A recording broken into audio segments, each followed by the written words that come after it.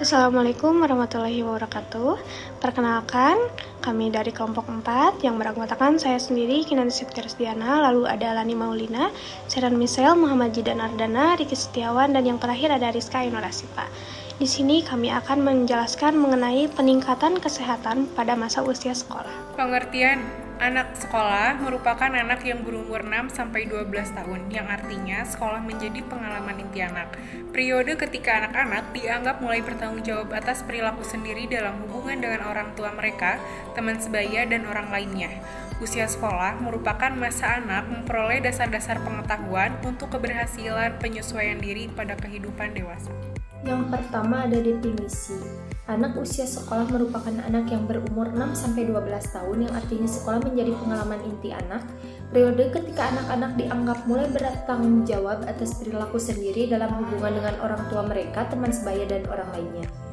Usia sekolah merupakan masa anak memperoleh dasar-dasar pengetahuan untuk keberhasilan penyesuaian diri pada kehidupan dewasa. Kemudian ada aspek-aspek perkembangan. Yang pertama, perkembangan fisik. Bagi anak, kegiatan fisik diperlukan untuk mengembangkan kestabilan tubuh dan kestabilan gerak, serta melatih koordinasi untuk menyempurnakan berbagai keterampilan. Kegiatan jasmani diperlukan untuk lebih menyempurnakan berbagai keterampilan menuju keseimbangan tubuh, seperti sebagaimana menendang bola dengan tepat sasaran. Mengantisipasi gerakan, pada prinsipnya selalu aktif bergerak, penting bagi anak. Selanjutnya ada nomor 2, perkembangan kognitif.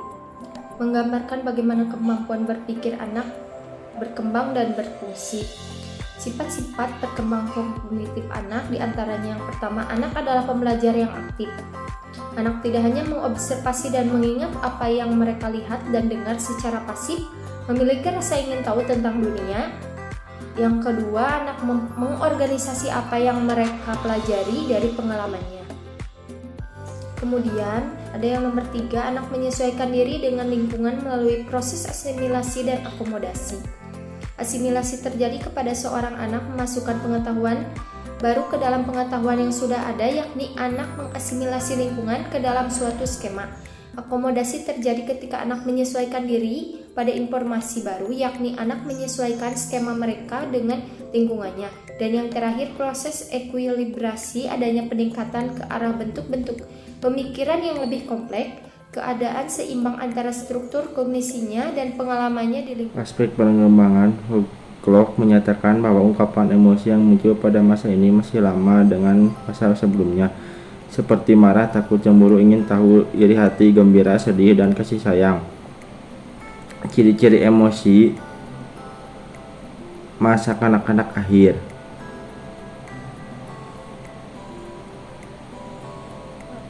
A. Emosi anak berlangsung relatif lebih singkat atau sebentar, hanya beberapa menit, dan sifatnya tiba-tiba. B. Emosi anak kuat atau hebat. Hal ini terlihat bila anak takut, marah, dan sedang sifatnya tiba-tiba. Bersendu, gurau. C. Emosi anak mudah berubah. D. Emosi anak nampak berulang-ulang. E. Respon anak berbeda-beda. F. Emosi anak dapat diketahui atau dideteksi dari gejala tingkah lakunya. 6. Perkembangan sosial. Pencapaian kematangan dalam hubungan atau interaksi sosial dapat juga diartikan sebagai proses belajar untuk menyesuaikan diri dengan norma-norma kelompok, tradisi, dan moral agama. Perkembangan sosial anak dipengaruhi oleh keluarga, teman sebaya, dan guru. Ada juga tugas perkembangan anak sekolah.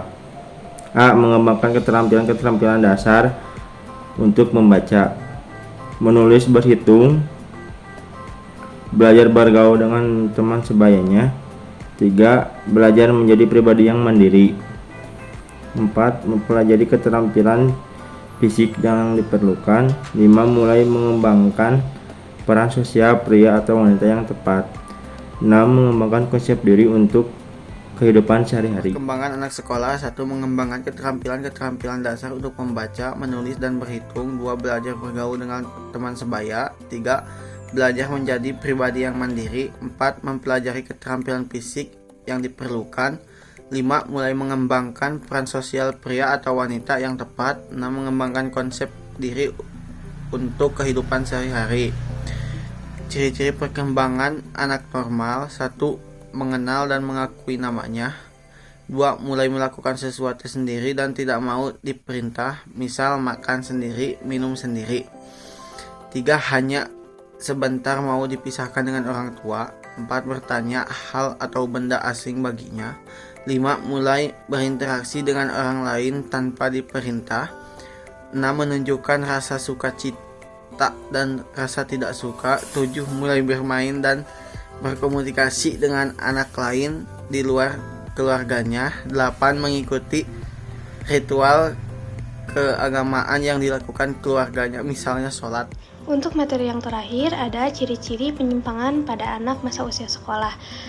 Ciri-cirinya yaitu yang pertama suka bolos sekolah, keras kepala, dan yang terakhir ada malas belajar. Sekian mungkin presentasi dari kelompok kami. Mohon maaf bila ada kesalahan. Wassalamualaikum warahmatullahi wabarakatuh.